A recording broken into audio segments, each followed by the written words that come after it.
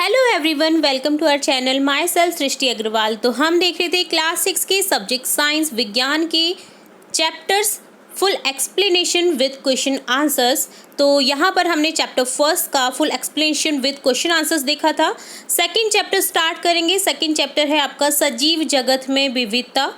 तो यहाँ पर इस चैप्टर का संपूर्ण जो अर्थ समझेंगे, परिचय समझेंगे, इस चैप्टर में क्या क्या कहा गया है उन्हें हम पॉइंट वाइज देखेंगे, देन इसके क्वेश्चन आंसर्स करेंगे। तो चलिए स्टार्ट करते हैं।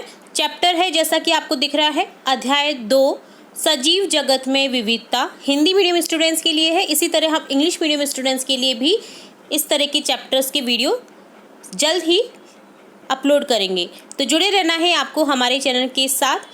तो यहाँ पर आपको वीडियो पूरा एंड तक देखना है ताकि आपको ये पूरा चैप्टर अच्छे से समझ आ जाए और आप अच्छे से क्वेश्चन आंसर्स को इजीली कर पाए। तो यहाँ पर सबसे पहले एक पंक्ति दी गई है, छाया मनुष्य कुर्वन्ति तिष्ठन्ति स्वयमातपे फलान्यपि पराधारे वृक्षा सत्पुरुषा एव। बड़े वृक्ष दूसरों को तो छाया देते हैं परंतु स्वयं कड़ी धूप में खड़े रहते हैं। उनके फल भी दूसरों के लिए होते हैं, अपने लिए नहीं। उसी प्रकार अच्छे जो मनुष्य होते हैं वे भी स्वयं कठिनाई सहकर दूसरों का कल्याण करते हैं और उन्होंने जो भी कुछ अर्जित किया है वे दूसरों को ही दे देते हैं।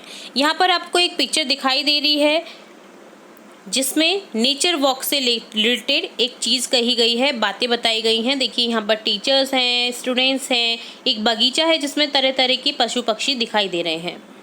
तो जो यहाँ पर डॉक्टर रघु पास की जो अनुसंधान प्रयोगशाला में एक वैज्ञानिक है और मनीराम जो है चाचा विद्यालय के पास में ही रहने वाले एक वरिष्ठ नागरिक हैं। तो यहाँ पर वो देख रहे हैं, जंतु की पहचान करा रहे हैं, पौधों की पहचान करा रहे हैं विद्यार्थियों को। ठीक है, तो ये पूरा चैप्टर आपको यहाँ पर दिया गया है। इसे हम पूरे अच्छे से डिस्क्रिप्शन के साथ में पॉइंट वाइज समझेंगे। तो चलिए स्टार्ट करते हैं इस चैप्टर को समझना। देखिए ये पूरा चैप्टर आपको मैं इसलिए दिखा रही हूँ कि एक बार आप इन सभी चीज़ों को देख लें ताकि आपको पता चल जाए कि इस चैप्टर में बेसिकली क्या कहा गया है, ताकि मैं आपको जब भी पॉइंट वाइज बताऊँ तो आपको इजीली समझ आ जाए। तो देखिए यहाँ पर ये पूरा कंप्लीट चैप्टर है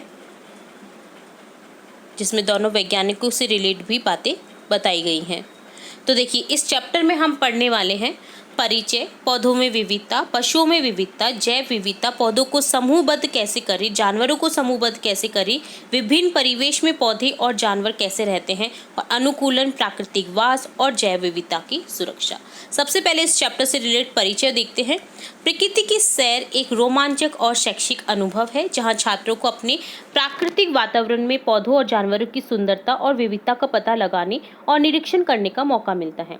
डॉक्टर रघु, जैसा कि आपको फर्स्ट पेज में दिखाई दे रहा है, एक वैज्ञानिक और मनीराम चाचा प्रकृति के गहन ज्ञान वाले एक बुजुर्ग स्थानीय व्यक्ति जैसे विशेषज्ञों के नेतृत्व में छात्र प्रजातियों की विविधता, उनकी अनूठी विशेषताओं और सभी जीवित प्राणियों का सम्मान करने के महत्व के बारे में जान सकते हैं।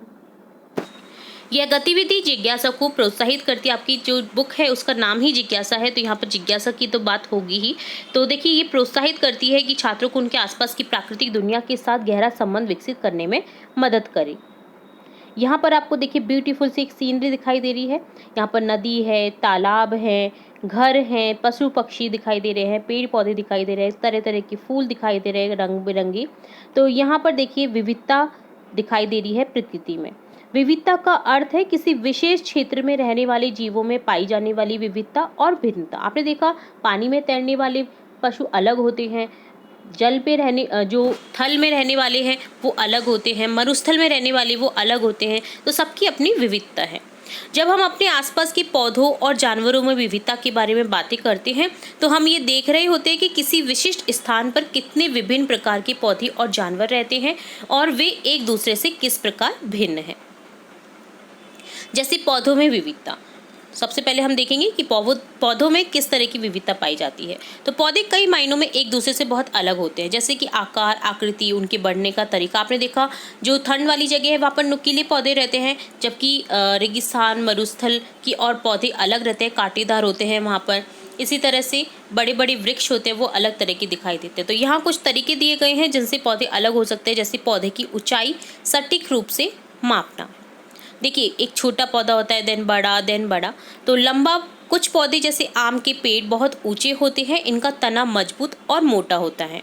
छोटे अन्य पौधे जैसे गुलाब की झाड़ियां हैं, बहुत छोटे होते हैं, जमीन के करीब होते हैं। आपने देखा बहुत ज़्यादा लंबाई नहीं होती गुलाब की, वो जल्द ही हमारे हाथ में आ जाता है। फूल जब हम तोड़ते हैं गुलाब की तो हमारे हाथों से तोड़ सकते हैं, बट हम आम के पौधे को नहीं छू सकते। आम के पौधे की जो जैसे कैरी और आम लगे होते हैं वो काफ़ी ऊंचाई में लगे होते हैं।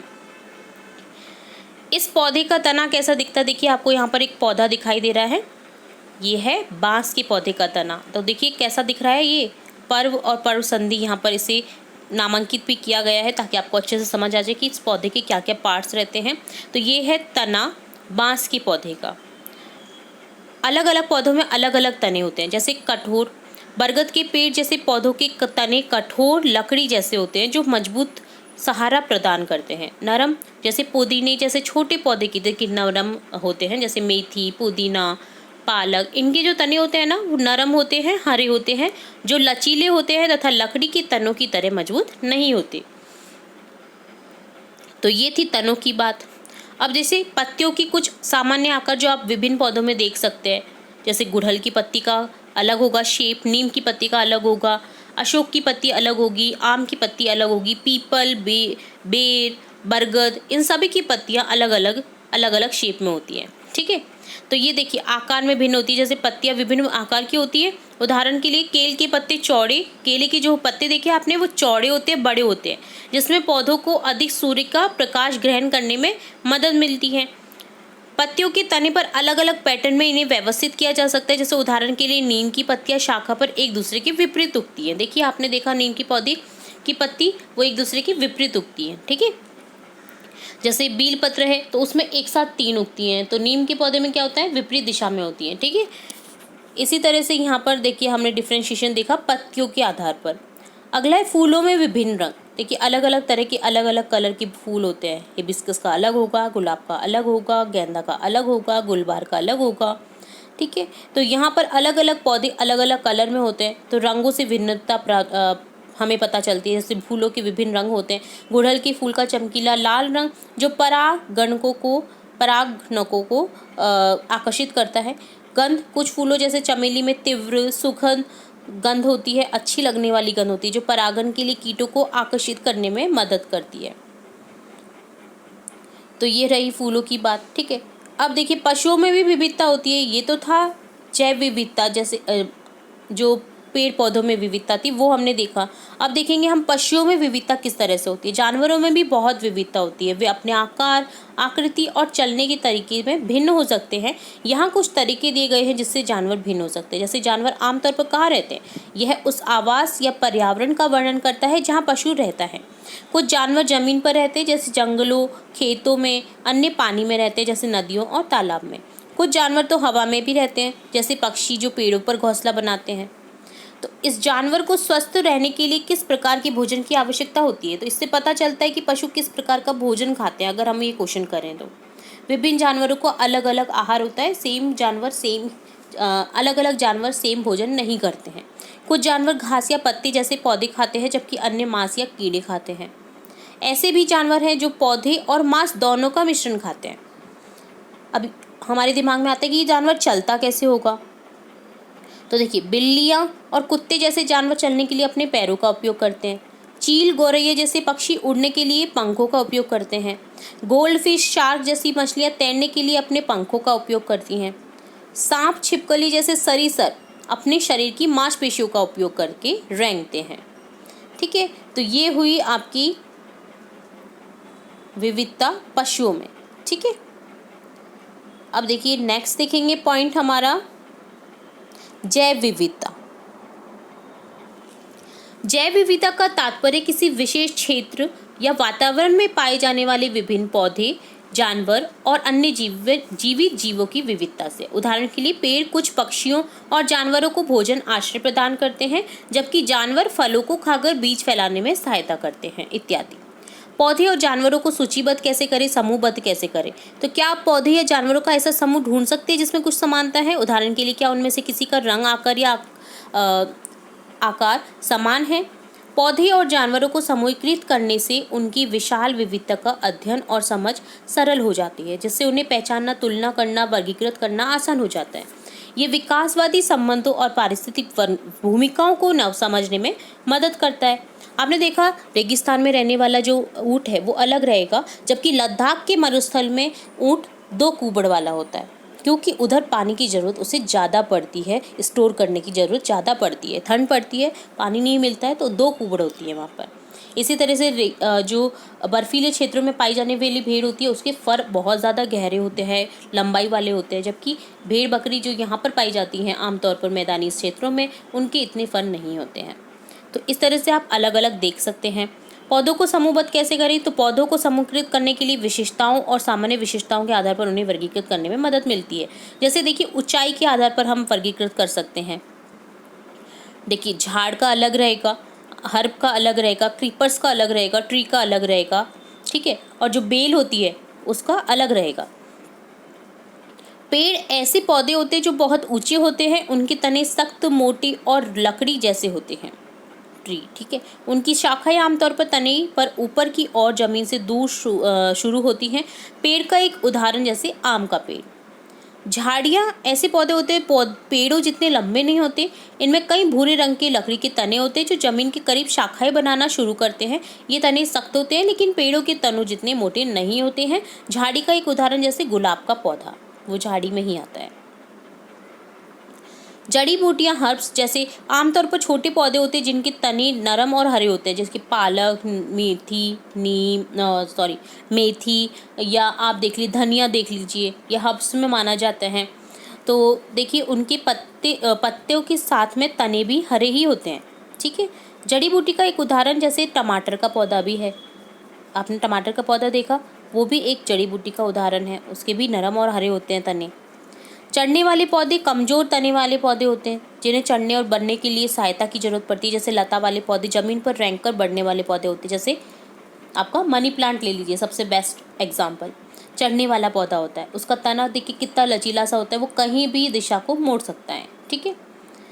अब देखिए तने के आधार पर हम, ये तो हो गई बात हमारी ऊंचाइयों के आधार पर।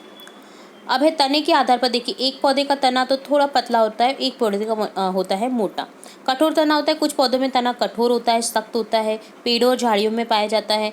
तना मजबूत और लकड़ी जैसा होता है, यह पौधों को मजबूती से खड़ा करने, अलग अलग मौसम की स्थितियों में जीवित रहने में मदद करता है। नरम तना होता है, जो कुछ पौधों में नरम हरे रंग के तने होते हैं। ये तने कठोर तनों की तरह मजबूत नहीं होते, आमतौर पर फूलों, जड़ी बूटियों, सब्जियों जैसे पौधों में पाए जाते हैं। तो देखिए यहाँ पर आपको एक गुड़हल का पौधा दिखाई दे रहा है और एक आम का पौधा। आम का पौधा कठोर है गुड़हल के पौधे के तने की बजाय, ठीक है। गुड़हल के पौधे में देखिए आप शाखाएं नीचे जमीन से ही निकली हुई हैं, जमीन से ज़्यादा बहुत ज़्यादा ऊंची नहीं होती है और ना ज़्यादा लंबाई होती है इसकी जितनी आम की होती है। तो देखिए यहाँ पर आम की शाखाएं बहुत दूर दूर लगती हैं और आम का जो पेड़ है उसका तना जो देखिए कितना मजबूत और कठोर होता है। तो यहाँ पर आप दोनों से डिफ्रेंशिएशन कर सकते हैं। अब इसी तरह से शाखाओं के आधार पर भी अलग होता है। जमीन के करीब वे शाखाएं जो तने के आधार के पास से बढ़ने लगती है, जैसे झाड़ियों में होती है, और एक शाखा ऊपर की ओर होती है, जमीन से दूर पेड़ों की तरह शुरू होती हैं। इसी तरह से पत्ती भी देखिए डिफ्रेंशिएशन करती हैं। देखिए पत्तियाँ, गुड़हल की पत्ती को देखिए, केले की पत्ती को देखिए समांतर शिरा विन्यास युक्त होती हैं, और गुड़हल के पत्ते में देखिए जालिका रूपी शिरा विन्यास दिख रही है आपको। और जो घास की पत्ती होती है उसमें समांतर शिरा विन्यास, ये भी देखिए समांतर शिरा है यहाँ पर भी, बट देखिए ये पतली सी होती है, केले का पत्ता चौड़ा और बड़ा होता है। तो यहाँ पर आप आसानी से देख पा रहे होंगे पत्तों पर आधारित। पत्तियों के आकार और साइज अलग अलग हो सकते हैं। आम के पेड़ की चौड़ी पत्तियाँ घास की पतली पत्तियों से अलग होती हैं।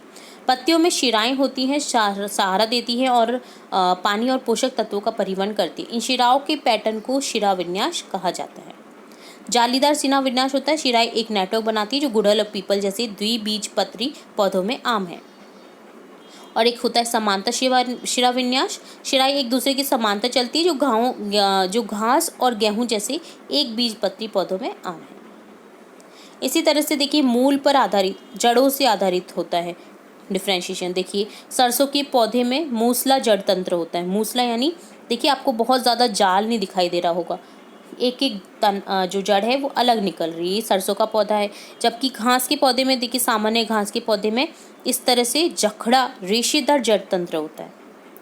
जड़ी पौधे के वे हिस्से होते हैं, जैसे आपने प्याज का देखा रेशेदार जड़ें होती हैं उसकी भी, जमीन के नीचे उगते हैं और पौधों को मिट्टी में स्थिर रहने में मदद करते हैं। जड़ी मुख्य रूप से दो तरह की होती है, मूसला जड़ें, जैसे हिबिस्कस का पौधा है, सरसों का पौधा है, इसमें मूसला जड़ें होती हैं। रेशेदार जड़ें पतली समान आकार की जड़ों का एक समूह होता है, तने के आधार से फैलती हैं, उदाहरण जैसे घास का पौधा। ऐसे बीज पर आधारित भी होता है, मोनोकोट और डाइकोट, दो तरह के आपको बीज दिखाई दे रहे हैं यहाँ पर। बीजों में भी देखिए जड़ों की असमानता आपको दिखाई दे रही है अलग अलग पौधों की। बीज पौधे के छोटे भाग होते हैं जो विकसित होकर एक नया पौधा बनता है। बीज पत्रों, बीज से निकलने वाली पहली पत्तियां की संख्या के आधार पर बीज मुख्यतः दो प्रकार के होते हैं। द्विबीज पत्र यानी डाइकोट्स, इन बीजों में दो बीज पत्र होते हैं जिन्हें दो भागों में विभाजित किया जा सकता है। उदाहरण जैसे चना। द्विबीजपत्री बीज वाले पौधे में आमतौर पर जालीदार शिरा विन्यास, जाल जैसा पैटर्न और एक मूल जड़ प्रणाली होती है।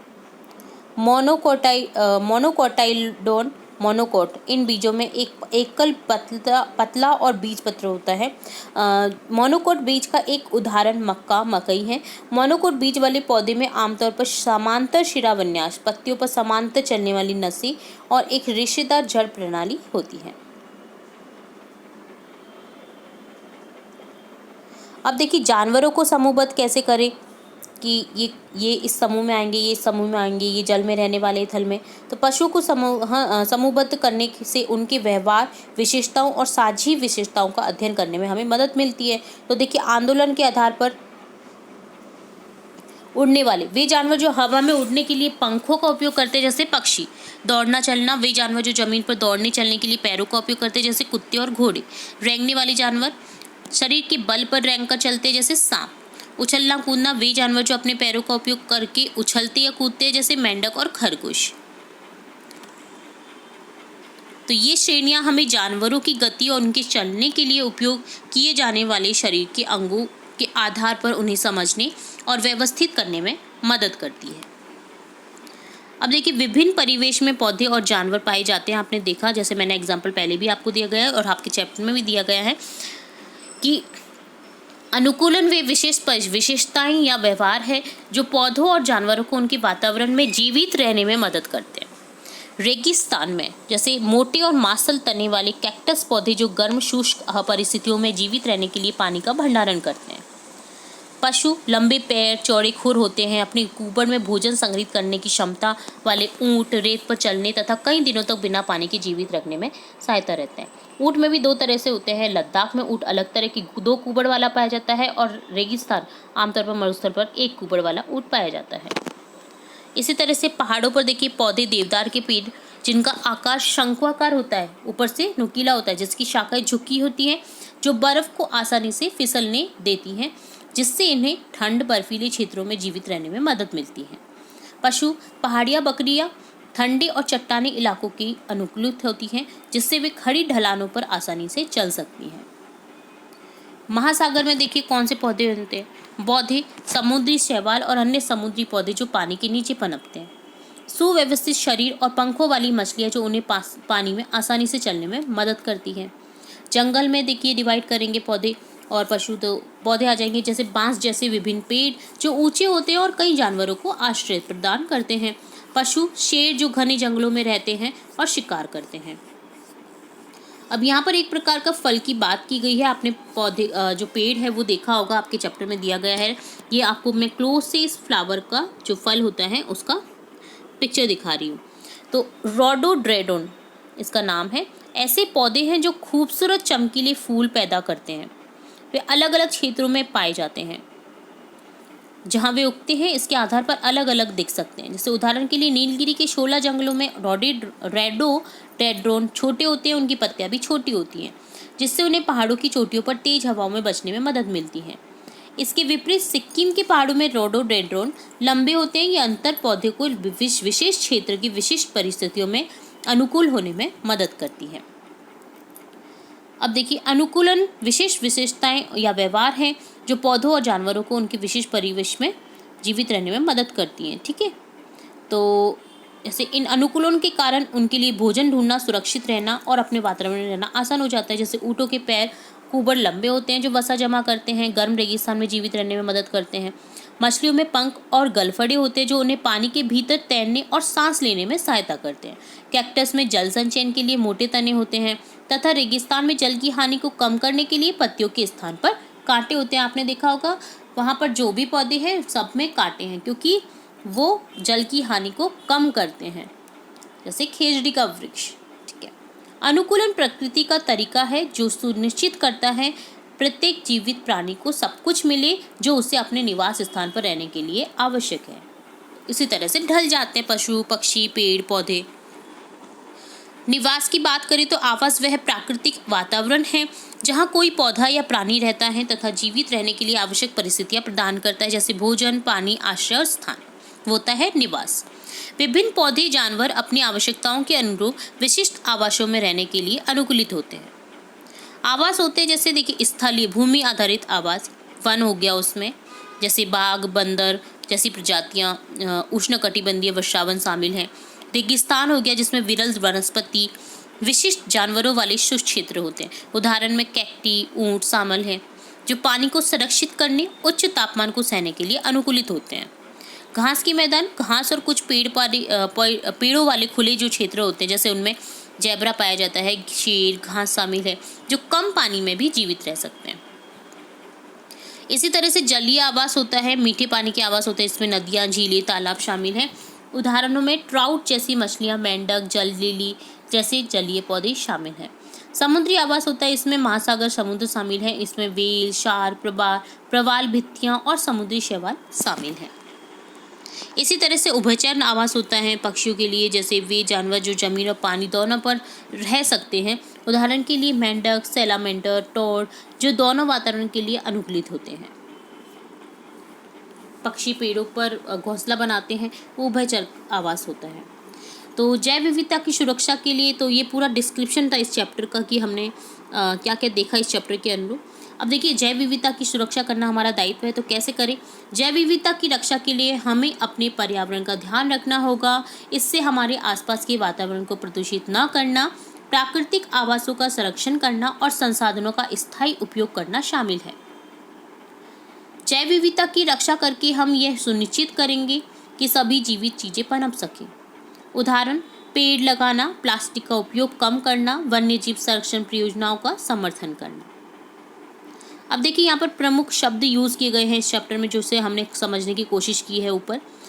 तो ये सभी शब्द हमने समझे हैं जो आपके चैप्टर में दिए गए। अनुकूलन क्या होता है, उभयचर क्या होता है, जो दोनों रह सकते हैं, जल में भी, थल में भी, उन्हें उभयचर कहा जाता है, और उड़ने वाले। ठीक है, जलीय जैव विविधता क्या होती है, बीज पत्र, रेशेदार झकड़ा जड़ कैसी होती हैं, आवास क्या होता है, शाक क्या होता है, ये सभी हमने समझा है। मूसला, जड़, झाड़ियाँ, पवित्र उपवन जो आपको इस चैप्टर में दिया गया है। विश्लेषण करना, तुलना, सृजन, अन्वेषण, समूह बनाना, ये सभी आपको करना है, तो हमने ये कर दिया है। तो कुल टोटल सारांश आपका यह निकलता है कि हम विविध प्रकार के पौधे, जीव जंतुओं से घिरे हुए हैं। पौधों और जंतुओं की ऐसी विविधता जैव विविधता का एक भाग है। पौधे और जंतु के समूह के बीच समानता, भिन्नता के आधार पर बनाए जा सकते हैं। पौधों में जड़, तना, फूल, पत्तियां इत्यादि से संबंधित विशेषताओं के आधार पर समानताएं और भिन्नताएं होती हैं। पौधों और जंतुओं को उनकी सामान्य विशेषताओं के आधार पर समूहों में व्यवस्थित करने की गतिविधि को समूहन भी कहा जाता है। पौधों की उनकी ऊंचाई, तने के प्रकार, शाखाओं के पैटर्न के आधार पर शाख, झाड़ी और वृक्ष के रूप में समूह बनाए जा सकते हैं। पौधों के उनके बीज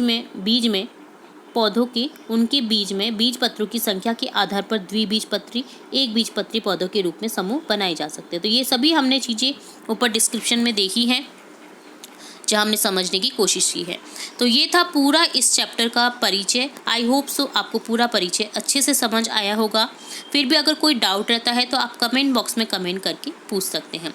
इसके जो क्वेश्चन आंसर्स है वो हम नेक्स्ट पार्ट में देखेंगे, क्योंकि वीडियो काफ़ी लंबा हो जाता, तो मैं यहाँ पर इसे स्टॉप करूँगी ताकि आपको अच्छे से समझ आ जाए जो इसके क्वेश्चन आंसर्स हैं वो नेक्स्ट पार्ट में। तो देखिए, आप पवित्र वन की यहाँ पर बात हो रही थी, तो ये पवित्र उपवन है सेक्रेड ग्रोव्स जिसका नाम है। परंपरागत रूप से संरक्षित ये वन है जहाँ पर विभिन्न तरह के पौधे जंतु का घर है। यहाँ पर इनका संरक्षण स्थानीय समुदाय द्वारा किया जाता है। यहाँ किसी को भी किसी जीव जंतु को हानि पहुँचाने, पेड़ों को काटने या क्षति पहुँचाने की अनुमति नहीं है। इस प्रकार पवित्र उपवन सामुदायिक रूप से संरक्षित जैव संपदा है। तो यहाँ पर अगर आपके आसपास भी कोई ऐसा उपवन है तो आप बता सकते हैं।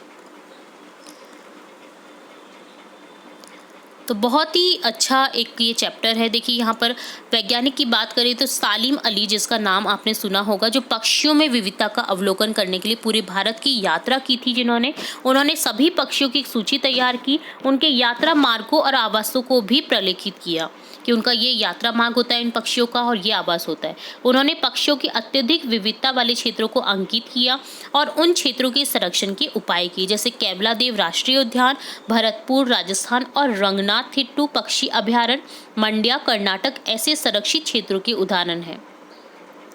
उन्होंने भारतीय उपमहाद्वीप के पक्षियों पर 10 खंड की एक ऐतिहासिक पुस्तक श्रृंखला लिखी। उन्हें भारत का पक्षी पुरुष, बर्डमैन ऑफ इंडिया के रूप में भी जाना जाता है। इनके योगदान के लिए इन्हें 1976 में पद्म विभूषण से सम्मानित किया गया है। काफ़ी अच्छे ये व्यक्ति थे जिन्होंने जो पुस्तक श्रृंखला है वो भी बनाई पक्षियों से रिलेट। इन्हें काफ़ी अच्छा लगता था पक्षियों के व्यवहार को जानना।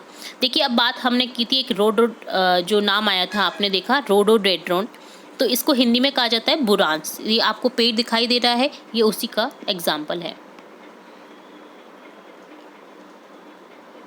ये सिक्किम है, उधर की तरफ बहुत ज़्यादा मिलते हैं। तो देखिए, ये दो, देखिए एक है राजस्थान के गर्म मरुस्थल में रहने वाला ऊँट और एक है लद्दाख के ठंडे मरुस्थल में रहने वाला, क्योंकि वहाँ पे ठंड है, बर्फ़ रहती है, तो 2 कूबड़ है उनकी। और यहाँ पर ये 1 कूबड़ वाले हैं, इनके खुर अलग होते हैं, इनके खुर अलग होते हैं। ऊँट हैं बट ये 2 कूबड़ है और ये 1 कूबड़ वाले हैं। दोनों में थोड़ा बहुत अंतर होता है, तो वो आपको यहाँ पर दिया गया है और हमने पहले डिस्क्रिप्शन में भी देख चुके हैं। तो देखिए, देवदार का वृक्ष इस तरह से होता है, आपने देखा एग्जाम्पल जो मैंने आपको बताया था। इसी तरह से जो मरुस्थल में पाए जाने वाले होते हैं वो इस तरह से होते हैं, नाकफनी युक्त पौधे देखिए आप देख पा रहे हैं, कंटीलेदार होते हैं। वहाँ पर की जो पानी के संरक्षण के लिए पौधों में पत्तियों की जगह क्या पाए जाते हैं, कांटे। ठीक है,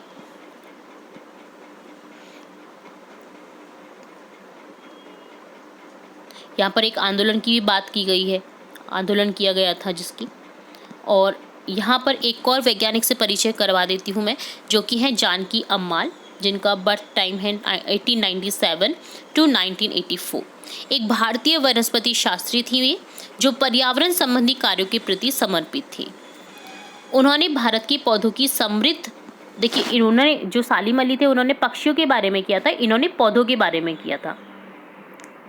तो पौधों की समृद्ध जैव विविधता का प्रलेखन और संरक्षण करने में इन्होंने सहायता की और इन्होंने साइलेंट वैली बचाओ आंदोलन में महत्वपूर्ण भूमिका निभाई थी।